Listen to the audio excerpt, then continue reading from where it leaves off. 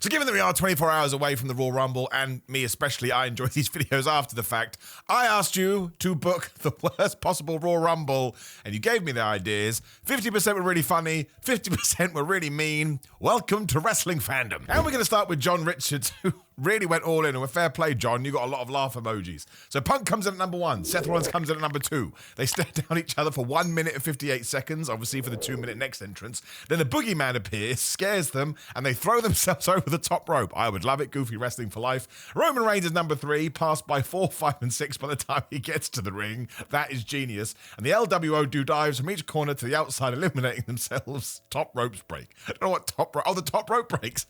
So now nobody can be eliminated.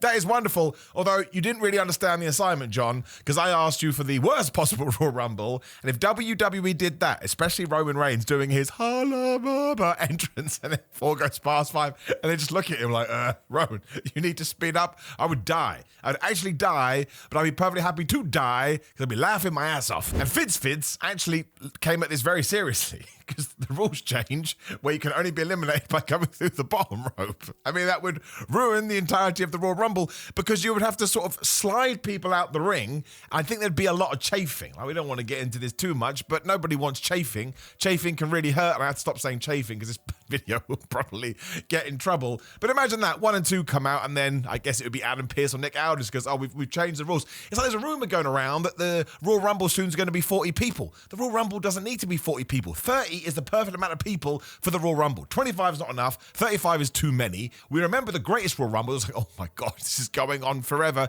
A good or bad Royal Rumble comes down to the winner, the stories you're telling, the subplots and the side quests. We don't need to do that. And as Fitz had pointed out, the worst way to book the Royal Rumble would to be changed the fact you have to go over the top rope. Ventem probably got that completely wrong. Apologies. Says Santina pulls a triple header by entering as Santino, Santina, and the Cobra. Actually, that's a good idea, isn't it? Yes, that is a good idea. I want Santino Marella in the Royal Rumble, or I want some kind of interaction between him and Ariana Grace for obvious reasons. But there's few things that Santino Marella could do, that's not even his name, that I wouldn't enjoy.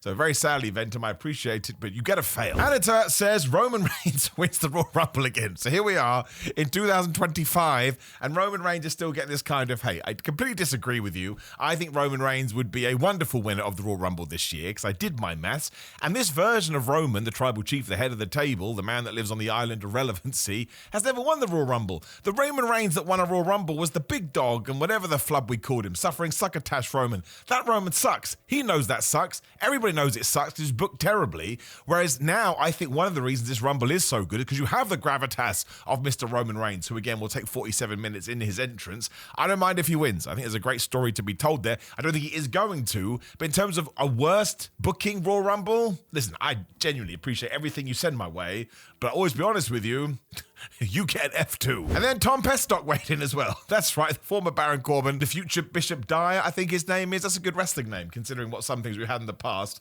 And I don't think we need to go into this to too much degree. Obviously, you know the title of the video, and he responded with Goldberg, and he's pointing at the camera. You got the who's next at the bottom. You can decide for that how you will. But my man, thank you for contributing. He's a good guy. Make sure you support him in all his future endeavors. Will, and there's a lot of these, but I included all of them because it made me chuckle. Logan Paul enters at number 1 and goes the distance. I can't deny it. I don't want Logan Paul to do well in this Raw Rumble. Listen, I'm not saying he's not talented at wrestling. He is. But when we did that Raw a few days ago, and he was in the segment with Seth Rollins and Gunther, I was like, yeah, I don't want you. I don't want you at this level. I want you to be taken down a peg or two. That's just how I feel. And it's okay if you feel the opposite, and it's okay if you hate me for feeling that way. I totally agree with you, Will. If we did a Ric Flair or Shawn Michaels or whoever else has gone from number 1 all the way through, and it was Logan Paul, I actually think I'd give it a brown down. And as I talked about on social media the other day, it's been probably a year since the last brown down. That would likely do it. But lots of these as well, but I kind of condensed them. Dara Lou says Shane McMahon shows up with his Best in the World trophy. Now, I don't mind Shane McMahon being a surprise in the Royal Rumble. I really, really don't. And actually, the fact you brought up his Best in the World trophy is a huge reason why. I always talk about this. I was so just ecstatic that he won that Saudi Arabia tournament because it was so funny. It was like we were making one of these videos in real time. But in real life, somebody sat down and went, well, you know, the Shane McMahon could just come out, even though he's not been part of the tournament, and win and become the best in the world. And there was no pushback. There was no, I don't think we should do this. It was like, yes. That's what we should do. I love the reaction. I remember being on social media and just watching people melt down. And it was a lot like what I asked for today. Half was horrible and vicious and half was laugh out loud funny. So if Shane McMahon is a surprise, I think it's totally fine. I think it's totally cool. I guess it would tie up those rumors we had a few months ago now, whenever it was, with the pictures of him and Tony Khan and AEW. Don't mind him in it, but don't mind him turning up with his stupid trophy, although we should forget a lot of what old WWE did. But it should be a cameo. It should be a surprise. I guess in many ways it should be treated like a celebrity appearance, or it can build to a match. Yeah, but in no world should he be winning. Mike Wilson had an interesting one too. CM Punk and John Cena do a simultaneous immolation as the last two in the ring, and just before number 36, Logan Paul walks out, stands in the middle of the ring, and wins. So I wanted to include this one because I sat there and pondered. I was like, what is worse, him entering at number one or this? And it's not really a good answer. I just like, we've all come together, right? Wrestling community on the internet is so, well, it's toxic. I hate that word, but it is. It's all infighting and AEW fans yelling at WWE and vice versa. But we all seem to have come to this agreement. We do not want Logan Paul to win the Royal Rumble by hook or by crook. I do find it very amusing. He did get booed out of the place, so I guess he's doing his job as a heel. So let's put ourselves in a gun to our head position. I think I'd rather that one than Logan Paul going from number one, because you would feel the dread building as the minutes did pass. But that would be hilarious. Imagine CM Punk versus Cena, and maybe you're so wrapped up in it you forget there's one more person to come. They do the double elimination, and they're such pros, they'd probably smash it. And then Logan Paul wins without throwing somebody out. It's not the worst booking idea in the world. And he is a good heel. I just don't want it to happen. Maybe if Dominic Mysterio did that. Let's save it for Dominic Mysterio. And one day I would like Dominic Mysterio to win the Royal Rumble. Greg Morgan, you made me laugh out loud. Almost in a mean way. Charlotte wins the women's and men's Rumble.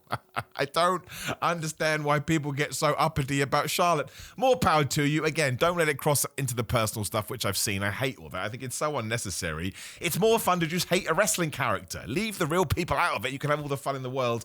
But yes, I mean, it wouldn't be great if she won the men's Royal Rumble, mostly because it would lead into this rhetoric that's already out there. I think she will win the women's Rumble. I think she will beat Tiffany Stratton at WrestleMania. But I think by the time we get to the end of the year, Tiffany Stratton's going to have won the feud, and Charlotte's going to have done a wonderful job in turning her into a mega babyface. So that's why I think it's worthwhile that she does win. But I'm also looking forward to the fallout of this.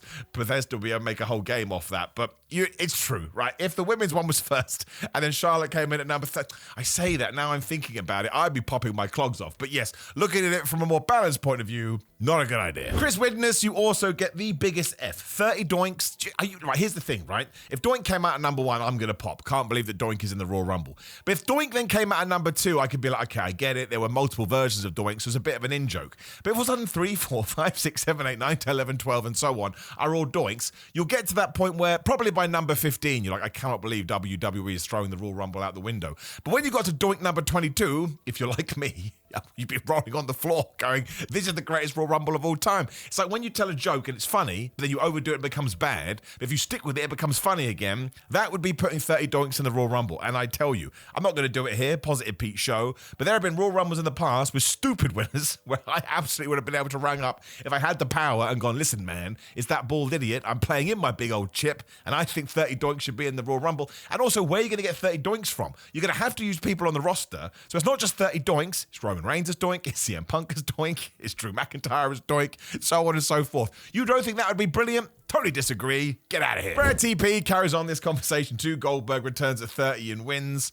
I get it. I wouldn't mind it. It all depends on what the future is and what the story. I think the reason it would be a massive era in 2025 is not only is this one of the best built Royal Rumbles ever, but it is so stacked. Again, I'll forget someone, but CM Punk, Roman Reigns, John Cena, Drew McIntyre, Jey Uso, Sami Zayn, Seth Rollins, all of these people could win. You go, okay, maybe some of them are more surprising than others, but they make sense given the story we have told. And Goldberg can be in the Rumble, and Goldberg can be a surprise, but again, it should be a very specific part to be a subplot and to be a side quest, as I keep using those words, to build to WrestleMania if he is having a WrestleMania match. So yes, being the surprise at 30 and winning, not so good. Spanish. I just like to think he represents all of Spain. Says Punk is supposed to win but accidentally gets eliminated. Now I wanted to include this. You put a lol emoji. It is funny, but you've also understood the assignment perfectly. That would be the worst possible Royal Rumble because everyone in the ring is going to be like, well, what do we do? I don't think WWE builds in fail safes. How can they? Because whatever they had planned for Punk would be absolutely important that he wins the Royal Rumble. It's not like you go, listen, John Cena, if Punk accidentally goes out, you win. You would have to come up with something like crazy. So, Spanish, it is funny, but also you get an A+ that would actually ruin the Royal Rumble. Breezy went all in. Now, you went, oh, I can do better. I didn't see your original one. I did get some good feedback for this, so thank you very much. But we'll just take it as the first one you put in there, because you put Penta is somehow, like he'd never be able to do this. The final one standing in the ring after a grueling 1 hour of competition. But Logan Paul comes out at number 31. There's this whole rumor going around there. There's going to be a secret 31. Most people are equating it to The Rock because he's in charge. He's the final boss, and he could do that. Quite like that idea, but that's neither here nor there. Anyway, Logan Paul eliminates him, is declared the winner. Shenanigans. Wait, that might be the best I should be booking for WWE. Again, Dominic Mysterio, I would prefer in that role. But listen, if the idea of that was designed to get Logan Paul booed out of the building, again. So you should be booking for WWE, Breezy. And you can send in your CV. Do that. Just send in the tweet and say, I gave it to that bald idiot. That may actually work against you, but I still appreciate being involved. My man, Lee Hustle Malone, he's a good old dude and he's a wrestler, so make sure you go search for him. I think he's got a brand new film YouTube channel as well, so go subscribe to him. He's awesome. Every elimination for both Rumbles, all being via low bridge, you know, when you pull the rope down. Because again, after the number 10, you'd be like, everyone seems to be eliminated the same way. Bonus points if it's the same person doing all 29, a la Brock that year he dominated. It's a really, really good idea. Again, I would find that funny. And if I went to an indie show, I'd find that funny. But you may not sort of clock how people get eliminated. But if all of a sudden it was, you know, man running low bridge, or the women running low bridge, low bridge, low bridge, trust me, after about 7, you'd be like, man, there's a lot of low bridges. Because mostly with low bridges as well, it comes across like a mistake. So, of course, Lee gets it. He wrestles himself. And he's got great perspective on professional wrestling, too. Man, do I love that guy. But he's right. That would suck. We've got another one of my friends here as well. I haven't talked to Joel in a while. I hope he's doing okay. But he carried it on. Logan Paul comes in at number 1, then goes out under the ropes, does commentary for an hour, then slides back in and wins at the end. I still think that it's insane you're allowed to do this in kayfabe. I'm a big supporter of all of that. For example, you know, Hulk Hogan gets thrown out of the Rumble at WrestleMania, Royal Rumble 92, and then he pulls Sid out, and it's like, that's fine, Sid, you're eliminated. Even though Hulk Hogan got eliminated. Never changed these rules. They're so dumb. But Joel is 100% right. Now, my worry here is I think that's what WWE is going to do. I don't think he's going to come in at number 1. I think he is going to come in early. I do think he's going to run away. He basically told us this on Raw, and I think he's probably going to do commentary until someone comes and gets him. And I suppose that's better than him winning, and it's better than him coming out at number 31. It still ain't great. I agree. Jay the Wrestler says Repo Man not entering the Rumble. That's right, because, you know, every single year, here and on my social media everywhere, we try and manifest Barry Darso, or anyone, doesn't have to be Barry Darso, as long as he gives a green light to it, just the Repo Man character being in the Royal Rumble. Now, of course, I know this is not going to happen, because WWE should not be booking shows for me, and if you think that in your own world, you're totally nuts, but I still have to believe. And if I don't fire the flag, nobody else is. So, Jay, you're completely right. It will be a crappy Royal Rumble, because Repo Man ain't going to be in it. And, of course, that's how we end, on a big explosion of joy. I shouldn't have said that. For the Repo Man, and just imagine he was in it. What would I do? I'd have to retire because my whole joke would be dead that I based my entire career on. But listen, there is still a bunch of terrible ideas we can do. Make sure you let me know in the comments below. Try and make them fun. This is meant to be an entertaining video so we can go ha ha ha, because we are so excited for the pay-per-view, and that's a real feather in WWE's cap. This Royal Rumble on paper should be one of the best ones ever. Now also, please do like the video, share the video, and subscribe. My predictions for the Royal Rumbles are on the screen. They are serious too, so we can get into them,